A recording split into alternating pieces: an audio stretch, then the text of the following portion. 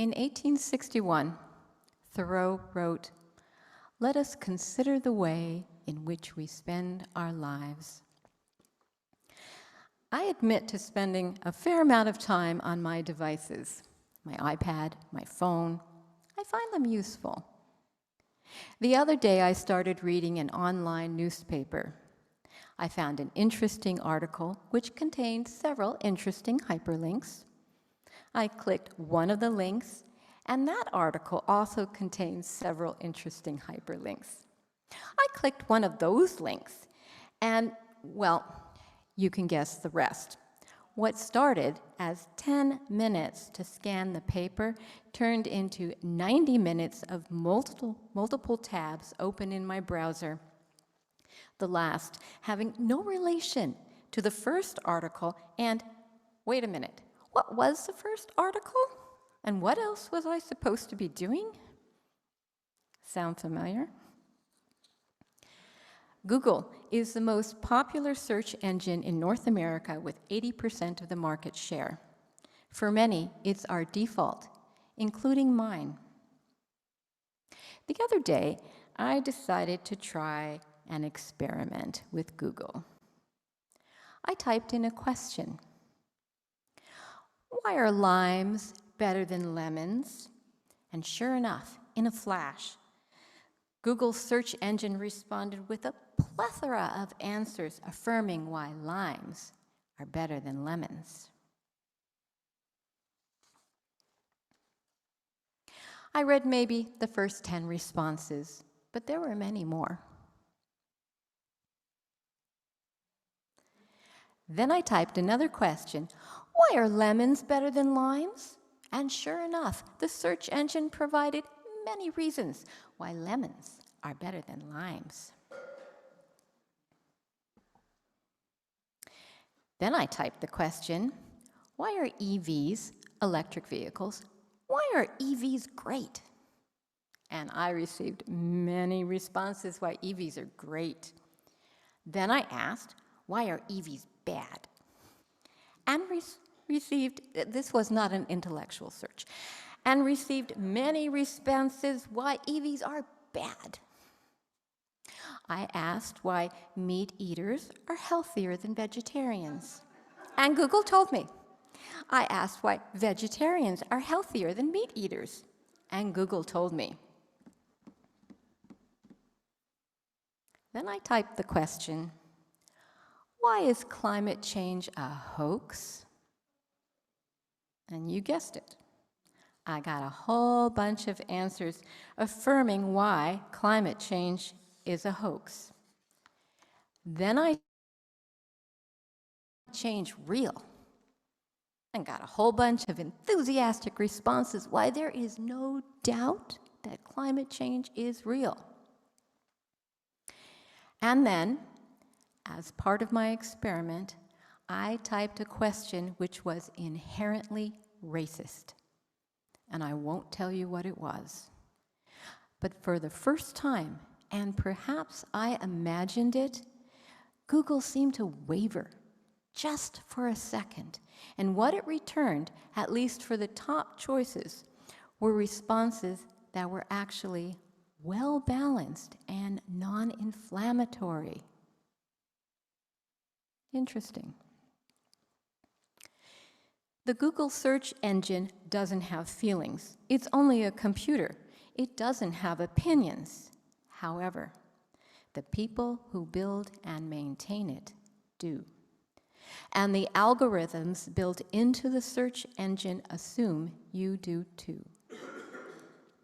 And since, with repeated searches, algorithms become personalized, Google returns to us the information it thinks we might be most interested in seeing. The top responses of the search engine results page one person gets will become, over time, different from the responses to another person for the same question. Sure, there may be thousands of responses, but who has the time to go through them all? Who looks past the first few? We tend to take what we are offered. Ultimately, my reality begins to look different from yours. We'll get different information. We'll find different hyperlinks and see different advertisements. We will read different opinions based on the same data spun in ways to ensure different results. A quote attributed to British economist Ronald Coase is, "If you torture the data long enough, it will confess to anything." We will be part of different online communities, each with its own beliefs and agendas. We may be sitting right next to each other, but essentially, we begin to live in different worlds. Self-reinforcing algorithms become self-fulfilling prophecies. Searches become rhetorical, in which the answer is already contained in the question. Due to built-in algorithms, the responses and the embedded hyperlinks you receive are likely to support the same views and mandates you have. Your positions and opinions are verified. The search engine has returned to you those posts which it thinks you want. The answers you receive may or may not be wrong, but will lack in neutral or opposing views. Our ability to reason comes under assault. Noam Chomsky, the linguist and political activist, refers to the problem as intellectual self-defense. There are, fortunately, apps and methods to try and combat predictive algorithms and online surveillance. Nonetheless, the experience has become characteristic of our time. We must then ask ourselves, why do we ask the questions we do in the manner we do? Why did we choose those words? Why do we ask leading questions? To answer this, we need to understand ourselves. Shakespeare wrote, "To thine own self be true." We must understand our emotional natures, understanding what deeply drives each one of us. Getting at the core of thoughts and beliefs and behaviors is essential.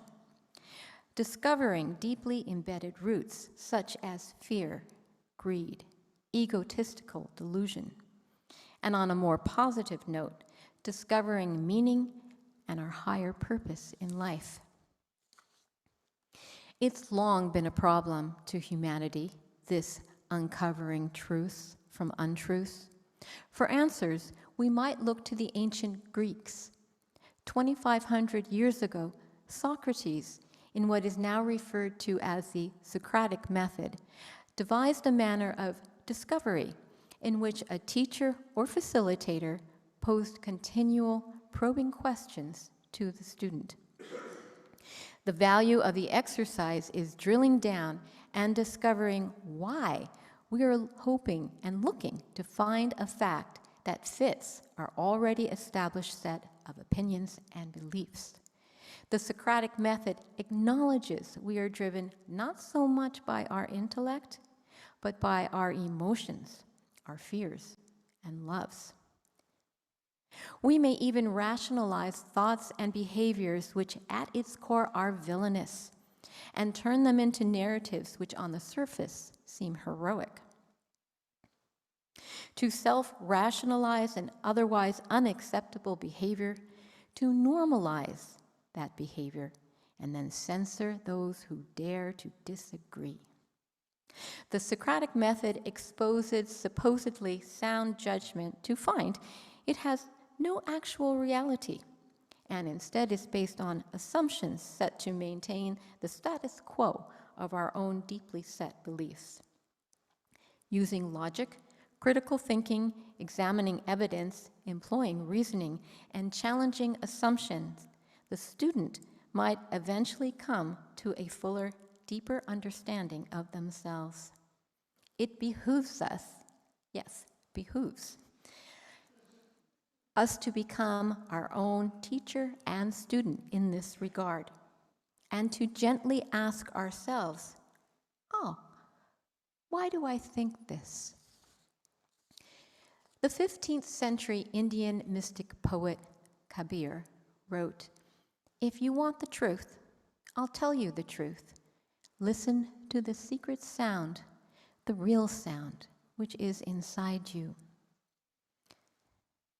Emerson wrote, "A major impediment to our independence and growth is a desire for consistency, being steadfast and committed to our beliefs, holding on to views without question and refusing to reconsider them.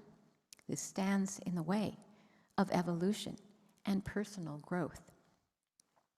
The philosophical school of Stoicism, which has seen a resurgence in recent times, is based on the work of Socrates. The ancient Greek philosopher, Stoic philosopher Epictetus, born into slavery, taught, "Don't let the force of an impression, when it first hits you, knock you off your feet. Just say to it, 'Hold on a moment. Let me see who you are and what you represent. Let me put you to the test.'" To think clearly, we require a calm mind. After listening to the evening news, who has a calm mind? But a calm, peaceful mind enhances our ability to think critically, to be objective, and not live in a constant reactionary state. But most of us don't come by this naturally. We have to cultivate and practice, seeking, if only for a few precious moments a day, a state of stillness, of emotional regulation, of equanimity. Both Buddhist and Stoic philosophies use this analogy. The mind is like muddy water, and to have clarity, we must be still and let the water settle. Ryan Holiday, the modern Stoic and author of "The Obstacle is the Way," says of our busy lives, "We have to seek out and schedule to create this stillness and daily create for ourselves moments where we can focus in and be fully present for one thing and one thing only." It is said that a relaxed mind is a creative mind. Our best work comes when our minds are calm and at peace. Finding opportunities for aloneness in which to create stillness may, for some of us, in this day and age, mean turning off our phones.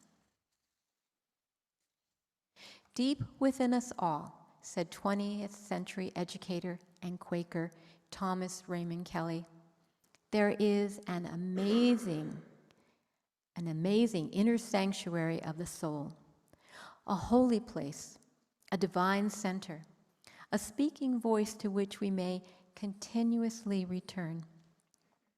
Eternity is at our heart, pressing upon our time-torn lives, warming us with intimations of astounding destiny, calling us home unto itself." Perhaps the answer is back to Socrates. Listen to your heart. Know yourself, foibles and all. Step back and take a mindful breath. We are not powerless. Our closing hymn is number 1058 in your teal hymnal, "Be Ours a Religion."